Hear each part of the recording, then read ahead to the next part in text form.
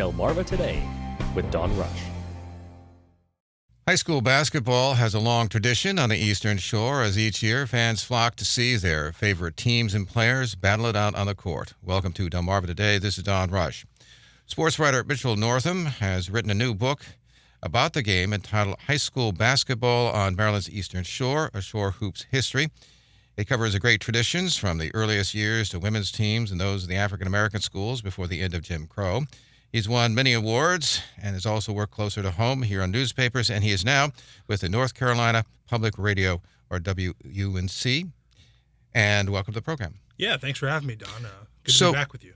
So tell me a little bit about the origin of this book. I mean, what motivated you to write about all these people you have in this book? Yeah, for sure. So when I was living and working here on the Eastern Shore as a sports writer for the Daily Times, I had talked to all these coaches, Butch Waller, Merrill Morgan, David Bird, heard these stories about Barbara McCool and Sharon Mills and Gail Gladding.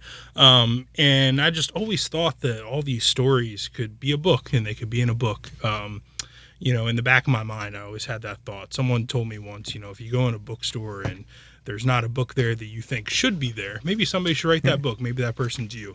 So I always kind of had that in the back of my head. There's a book out there about baseball on the Eastern Shore, and we have the Eastern Shore Baseball Museum here at Purdue Stadium. But I always felt that basketball was so special to the Eastern Shore. And I, like I said, I always thought it could be a book. So fast forward a couple years, March 2020 comes. I'm working as a sports writer and the Triangle of North Carolina, doing a lot of freelance work, covering college basketball and pro soccer. And then the pandemic hits, and suddenly sports comes to a stop. And suddenly I don't have a job anymore, and I'm very bored walking around my house because I can't go anywhere because there's a pandemic out in the world. And eventually I just started pulling books off my shelf, and I was like, I have this idea for a book. Let me see what I can do with it. Started emailing a couple publishers. One of them said yes, and off I was to the races. Got a newspapers.com subscription because I knew at that point I couldn't interview people in person. We didn't have the vaccine and stuff yet. So I just started doing tons of research. Eventually that publisher and we kind of went our separate ways, and I decided to self-publish the book. And so that's sort of how it all kind of got started. So describe for me the early years, and as you mentioned in the book, that there's not a lot of mentions early on in the newspapers about these games, or even the language was different. Yeah. So like I said, I got a newspapers.com subscription, which is really great, if you're trying to do any research. They have a lot of the old newspapers here on the Eastern Shore, not just from Salisbury and Easton, but these small ones from Denton and Snow Hill and places like that. So I tried to find the first game on the Eastern Shore, the best that I could come up with. There was a game between the high schools in Denton and Greensboro high schools in 1914. But yeah, it was very different in those times, the way that they covered games and the way that they wrote about basketball, and things, kind of got, became really popular, kind of in the 20s and 30s, grew in popularity, but then, they stopped playing the state tournament during World War II. So that kind of put things on a hiatus, and then it really kind of gains back up in popularity in the 50s and 60s. And that's when teams from the shore start winning state titles. And when some of the black high schools here on the Eastern Shore start doing very well also. So that was really kind of something that was fun for me to explore in the book, something I didn't really know a whole lot about. It was kind of one of the rewards for me, diving into things that I didn't know about. I learned a ton myself diving into this book. Well, in terms, by the way, of the nature of the game, it was much different. I think you mentioned the book about how we have these very low scores. We're now over 100 points, and okay, that's just the average. But back then, not so much. Oh, for sure. Yeah, that was in a large part due to, there was no shot clock back then. So, a lot of your state tournament finals are 21-15 or, whatever it is. Eventually teams kind of start, scoring in bunches as the game kind of gets a little bit more modernized. In the 50s, people start taking jump shots, but we still don't really have the 3-pointer That doesn't come to high schools on the Eastern Shore until the late 80s. So yeah, in the Eastern Shore, Maryland State Public Schools didn't have a shot clock until very recently, until, I think maybe 4 years ago now or something like that. Maryland was one of the last states that didn't have a shot clock for boys high school basketball. It had become frowned upon to sit on the ball. You're still supposed to play, but, there were some teams that, Butch Waller experienced this a couple of times in the state tournament. You go play a Baltimore school and there's a Y-High team playing in a zone, and they basically say, if you're not going to come out of that zone, we're going to sit on this ball. But that's sort of how that went. So, by the way, you mentioned the African-American teams. What's their history like in terms of the Eastern Shore? And you mentioned, by the way, Levi Fontaine, who obviously comes in the, I think, 1960s or so. Tell me a little bit about that history, particularly the fact that for a long time they were sort of basically playing on their own. Yeah. In the 50s, even after Brown versus Board of Ed, the black schools on the Eastern Shore and the black schools across the state still weren't playing in the state tournament that Maryland had. They had their own state tournament there for much of the 50s. In the 60s, things get integrated a little bit. They start playing in the state tournament. That's, the Levi Fontaine teams at Somerset High School there in the mid-60s. Levi was a great player down in Princess Anne. By that point in the mid-60s, the black schools had started playing in the statewide tournament. So it was integrated at that level. And, sometimes during the regular season, they would play some of the white schools. But, yeah, that didn't really happen until the mid-60s. In the 50s, but some of the best teams on the Eastern Shore were from these black high schools. Walter Hazard, who went on to play at UCLA, he started Moton High School in Easton and led them to a state championship before he went off to finish his high school ball in Philadelphia. But yeah, there's a lot of great players from those black high schools. And during my research, I found that, a lot of times they didn't get the same publicity as the white schools. It took me a long time. Levi Fontaine was certainly the best player in his day. And it took me a while to find, before I could find a picture of him in the newspapers. He'd be in little blurbs here and there, but an above the fold picture in the sports section was hard to find. Eventually, they had to pay attention regardless because he was just so good. He was, of course, the first Eastern Shore native to be drafted into the NBA by the San Francisco Warriors at that time. But yeah, some really great players that I just wanted to give them their due in this book. What was special, do you think, about Fontaine? And in terms of his play, in terms of his commitment to the game? Yeah, from my research and from some of the people I talked to, he was sort of ahead of his time. He was a really good shooter. So, if they had the three-point line back then, he probably would have scored that much more points. He had a little bit of a swagger to him. He was confident in his game. There's a quote in there from the man who was the head coach at Chrisfield at the time, which was a white public school, and he was like, there's no one on the shore that's as good as Levi Fontaine. So he was kind of one of the first great players to really dominate this region, and did it with shooting the ball. What do you think basketball would have been like if there had not been Jim Crow, if all these players had been able to play against one another? When we think about that, particularly with the Negro Leagues in baseball, right? We had some really great players who were African American, but obviously never got to play in the big leagues until Jackson and so on. What do you think that would have been like? Yeah, I think a lot of those players, we would know them more. They would have got their due sooner. There's a couple guys in this book that I didn't really know their names until I started really diving into the research. There's some guys who come up that I knew their names regardless before. But, the Levi Fontaines, I had kind of heard about him a little bit, but didn't really realize his greatness until I started diving in and looking at the numbers and all the data. There's other players from black high schools, Talvin Skinner, who played at Worcester, Larry Ferrer, who played at Macy's Lane. These really great players from these all black high schools. So I think that they would have gotten their due sooner.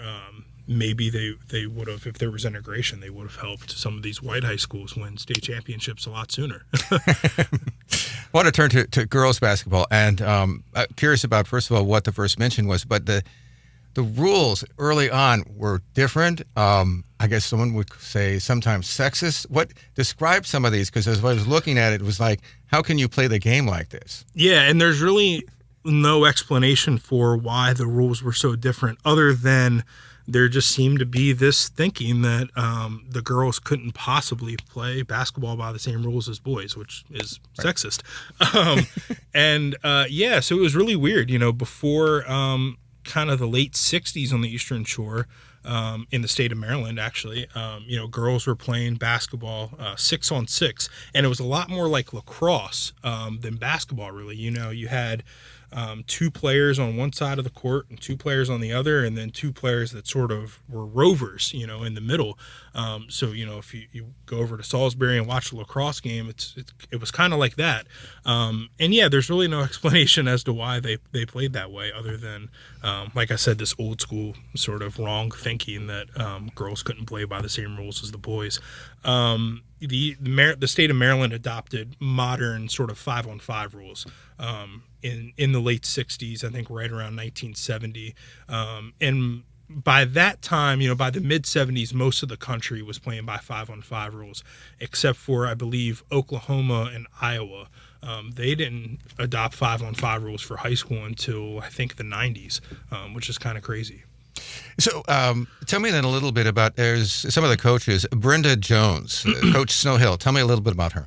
Yeah, Brenda Jones was from West Virginia, came to Snow Hill kind of on a whim, and ended up, being a gym teacher and coaching field hockey and basketball. But she played basketball at Marshall, and basketball was really her sport.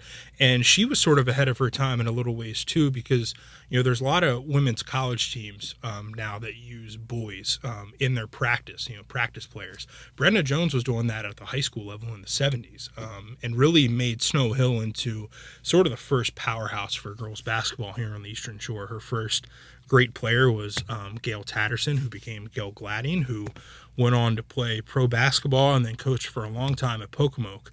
Brenda Jones was, a tough coach. She didn't let her players, slide on anything, but really, put the team first. And like I said, was a tough coach who was kind of ahead of her time. And you mentioned a moment ago Gail Gladding, who played for Salisbury State University at the time. Yeah, Gail, I got to cover Gail. Unfortunately, she's no longer with us, but I got to cover her when I was working here on the Eastern Shore at the Daily Times. And I learned so much just from being around her and talking to her about the women's game. And she was kind of the first great girls basketball player from this region. Started at Snow Hill, took them to a state Final Four back then. When the state championship kind of first restarted for girls basketball in the early 70s, it wasn't split into classifications. All the teams were just kind of in one pot. So it was a long road for Snow Hill. They were going up against schools that were 4 times their size, to get there. And Gail kind of led them there as a player. She goes to Salisbury State, and she's a great player there. At that time, there is no professional women's basketball league. So she goes to Western Kentucky. She's a grad assistant coach there, trying to get her teaching degree. And then all of a sudden, the women's professional basketball league starts up, which was really the WNBA, way before the WNBA. It started up in the late 70s. It had a very short life. It was 3 seasons. But Gail tried out for a team in New Jersey. She got a spot on the team and turned out to be one of the league's best players, at that time. So she was the first professional women's basketball player from the Eastern Shore, which is really cool. And it was fun diving into all that stuff. I got the chance to talk to her a little bit about that when I was working here on the shore, when she retired from coaching. And then she went on to be the coach at Salisbury and Pocomoke, and won hundreds of games and won a state championship in 2008, and was really, really one of the iconic coaches around here.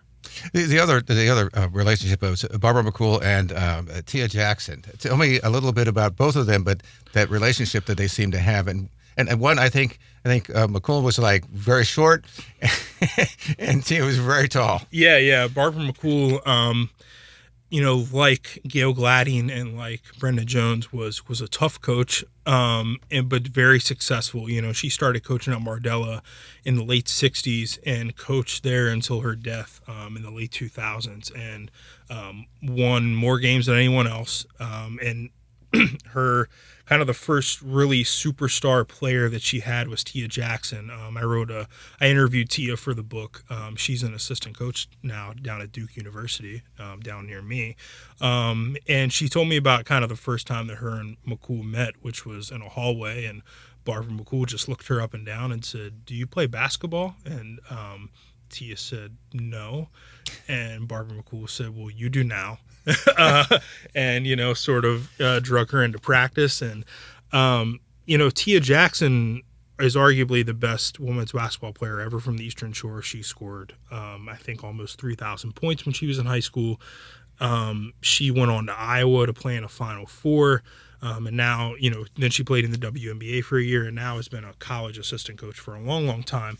But she, in that time in late 80s, early 90s when she played, there wasn't social media. There wasn't this robust recruiting system now that we have for high school athletes. So the way that Tia Jackson got noticed was Barbara McCool putting her in her car and driving her up and down the East Coast to all these camps in Syracuse, New York, and Knoxville, Tennessee, and down in Virginia.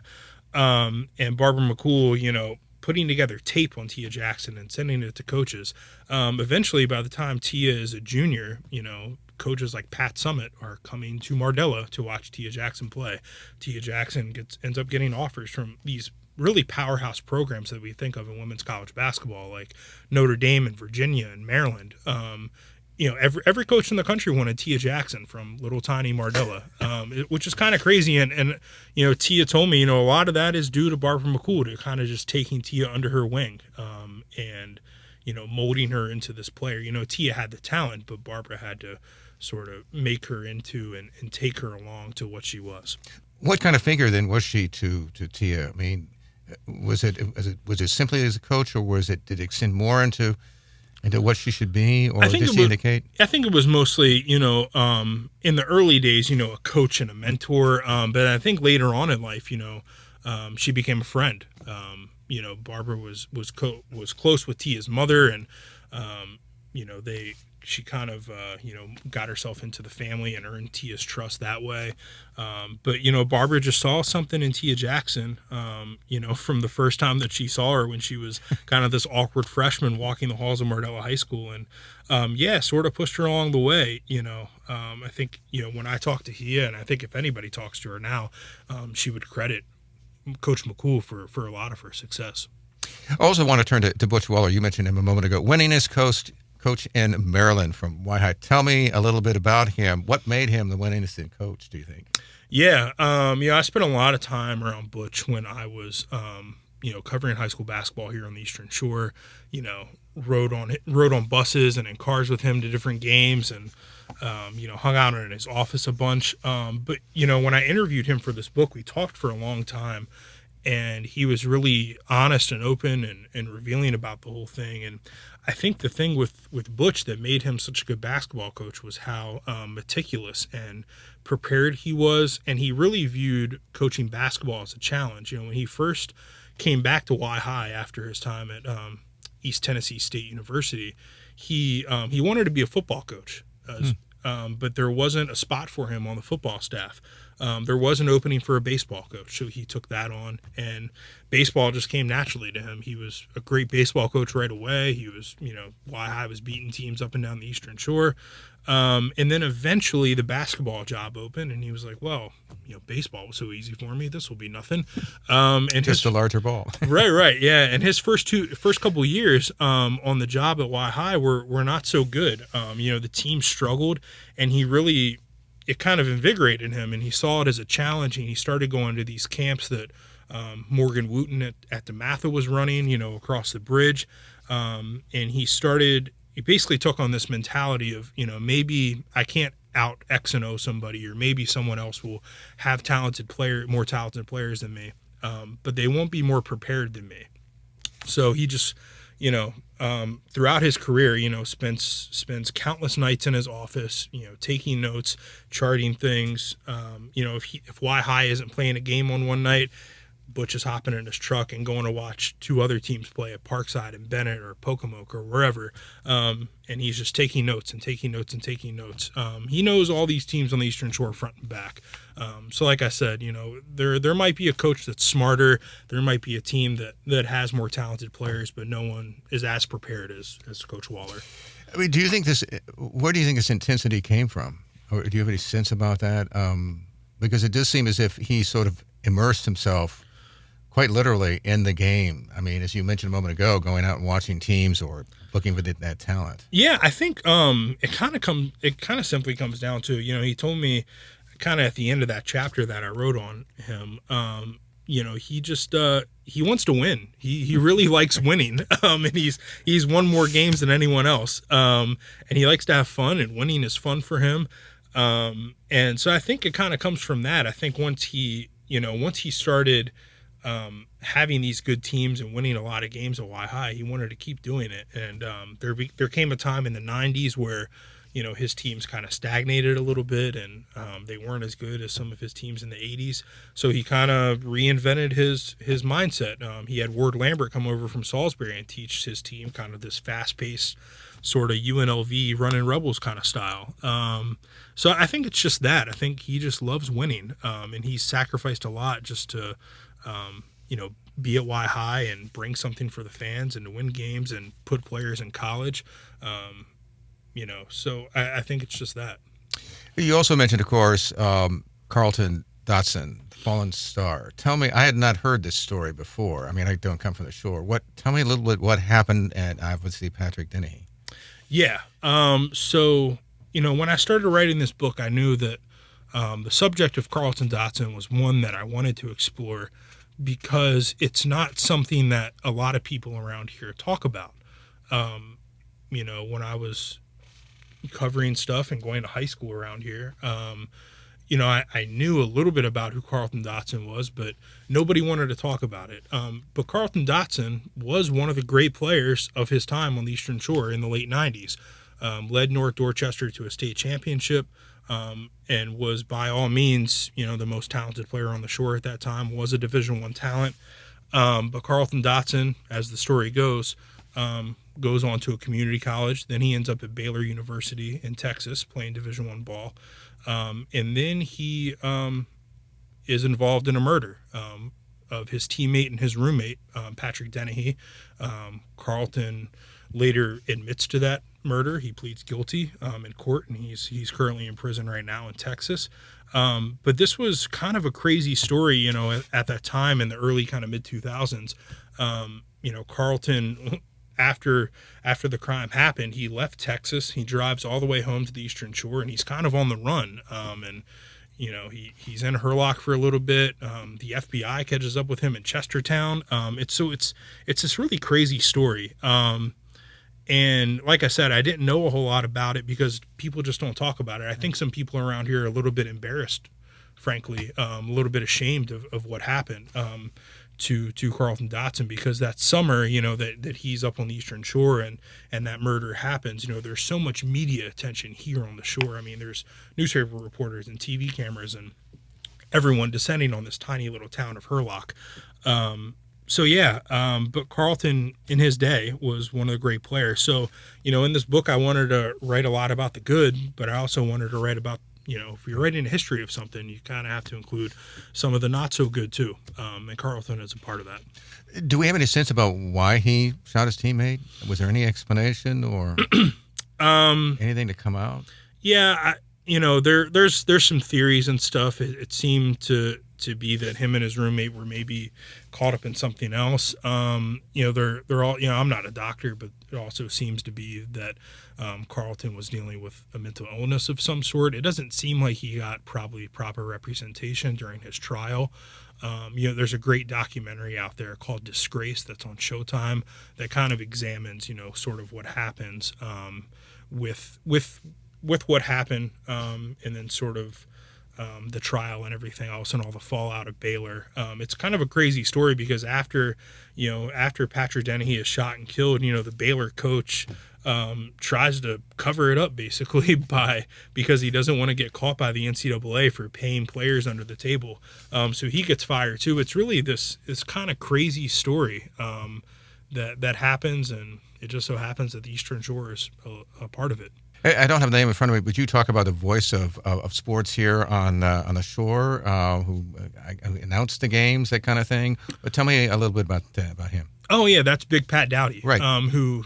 So he is a Pocomoke High School graduate, and he played a little bit for David Byrd at Pocomoke in high school until one day David Byrd basically told him, I don't need a 5'8" power forward, and I think you have other gifts that can serve this school and serve your community and all that stuff. So David Byrd kind of encouraged him to go to the microphone and start calling games. So that's that next season. That's what Pat Dowdy did. He took the microphone from the vice principal at Pocomoke's games and started being the public address announcer. And he does that for a while. He joins the Navy. He comes back to the Eastern Shore. He calls games at UMES for a little bit. And then when the Charlotte Hornets return to Charlotte, they have an opening for a PA announcer. So he gets in his car and he drives, down 13, 58, 85, all the way to Charlotte and tries out and gets the job. And ever since, Pat Dowdy has been the public address announcer for the Charlotte Hornets in the NBA, probably close to 20 years now. He comes back every now and then and calls some things here on the shore, but it's pretty cool to kind of have someone from tiny little Pocomoke working for Michael Jordan. Was there anything that in your research that surprised you in the book? Yeah. One thing that I didn't know about before I started working on this book was the 1976 state final, which is the only time that two teams from the Eastern Shore met for a state championship. And that year it was Pocomoke and Colonel Richardson. That was just a game that I didn't know anything about. And in fact, it's kind of weird when I looked up, newspaper articles about it, there really wasn't much hype around it that you would think there would be, two teams from the Delmarva Peninsula, meeting for a state title. So I got the chance to kind of explore not only that game, but the people sort of involved with it. And, the coach of Colonel that time was Merrill Morgan, who was the coach at Colonel for a long, long time, from the late 60s all the way up through 2005. So, I got to explore his journey from, a student at Duke. He played at Duke as well, played basketball there. He likes to joke that, his jersey is retired because he wore Christian Laettner's number before Christian Laettner. Right. And, he goes on to coach in New Jersey and then kind of ends up at, tiny little Colonel Richardson for whatever reason and stays there for decades. The coach at Pocomoke that time was Kerry Reese, who was kind of this colorful character who chewed tobacco on the sidelines. You can't do that anymore. Got to talk to Anki Tall, who is sort of royalty in Pocomoke basketball. He played on a state title team. His brother played on a state title team. His son played on a state title team. And then Anki was the assistant coach on the 2016 Pocomoke state title team. And then kind of because, 3 generations of my family have graduated from Colonel Richardson, I sort of dove into that a little bit and kind of how Colonel Richardson came to be and how the high school was built and how it was named and that sort of thing. So that was fun, sort of exploring my own history a little bit. I did that with Parkside a little bit too, exploring how it came to be, how it was named, how they got their colors. And, so some of the non-basketball history was fun for me to dive into too.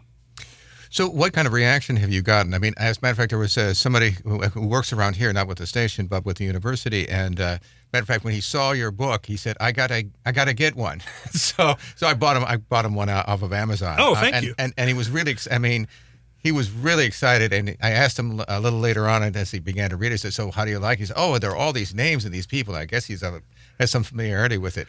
What kind of reaction have you had? Yeah, it's been good so far. I've heard a lot of good things. It's been kind of cool. I when I started doing this, I knew that I wasn't going to make a lot of money. That's not why I did it. I really just wanted to do it to preserve history and to kind of make sure all these names and stories and stats and everything were in one place, where if someone wanted to learn about Gail Gladding's days in the WBL, or they wanted to learn about Sharon Mills and Alan Miller, they could just pick up my book. They didn't have to do what I did. They didn't have to go on newspapers.com and talk to 60 people or whatever it was. So yeah, the reaction and reception has been really cool. It's been really awesome to hear from everyone.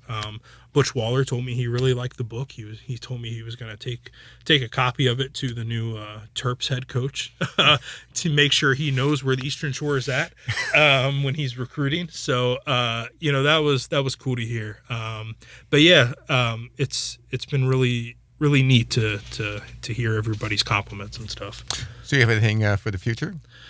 I would like to write another book. I had a lot of fun, doing this one, and it's just cool that it's out, and people can see it and hold it and flip through it. And like I said, the reception has been really good. I have a few ideas I'm kicking around, but nothing concrete yet. Any particular sport that you might be looking at? I cover now, in my current job and doing some freelance work, I cover a lot of women's college basketball, and I vote in the AP Top 25 poll. And the WNBA just celebrated its 25th anniversary. And I think we're at a point now where the WNBA is old enough where we can reflect on its history a little bit. So, I've been thinking about some sort of WNBA book. I don't know what that might be yet. The Charlotte Sting don't exist anymore, but they were one of the original WNBA teams.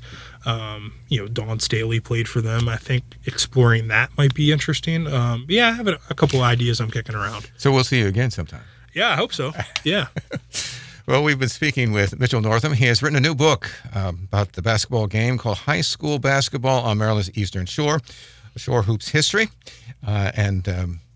We appreciate you stopping by and chatting with us. Thanks for having me. I'll come back anytime. There you go. This has been Delmarva Today. I'm Don Rush. Thanks for listening.